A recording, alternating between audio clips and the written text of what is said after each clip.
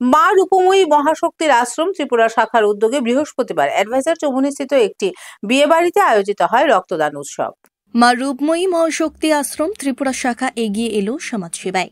কর্মসূচির অঙ্গ হিসেবে বৃহস্পতিবার তারা এক রক্তদান শিবির সংগঠিত করেন। রক্তদান শিবিরের উদ্বোধক হিসেবে উপস্থিত ছিলেন রামনগর বিধানসভা কেন্দ্রের বিধায়ক তথা মেয়র দীপক মজুমদার। প্রসঙ্গত, এই সংস্থা এই নিয়ে চতুর্থবারের মতো এই রক্তদান শিবিরের আয়োজন করে। রক্তদান শিবিরের পাশাপাশি বিভিন্ন সামাজিক কর্মকাণ্ড তারা নিজেদেরকে জড়িয়ে রাখে বছরভর। এবছর আরও 3টি রক্তদান শিবির পরিচালনা করার পরিকল্পনা রয়েছে তাদের বলে জানান উদ্যোক্তারা। রক্তদান শিবিরটি ঘুরে দেখে মেয়র দীপক মজুমদার বলেন, ধর্ম মানেই মানব সেবা। এ ধরনের ধর্মীয় প্রতিষ্ঠান মানব সেবা এগিয়ে আসায় তাদেরকে ধন্যবাদ জ্ঞাপন করেন। পাশাপাশি সামাজিক কর্মকাণ্ডে নিজেদেরকে জড়িত রাখায় তাদের অভিনন্দন জানায় তিনি।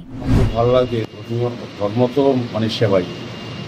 আমাদের এই মা রূপময়ী মহাশক্তি যে সেন্টার যেটা আছে তাদের উদ্যোগে আজকে রক্তদান শিবির আয়োজন করা বা রক্ত উৎসবে প্রথমেই ধন্যবাদ জানাই। তাদের সেবাই গ্রহণ করে সামাজিক দায়িত্ব এবং সামাজিক কর্তব্য হিসেবে তারা আজকে উদ্যোগ গ্রহণ করেছে। আর আমি আজকে বেশ কয়েকটা প্রবলেম ওদের আগে হয়েছি।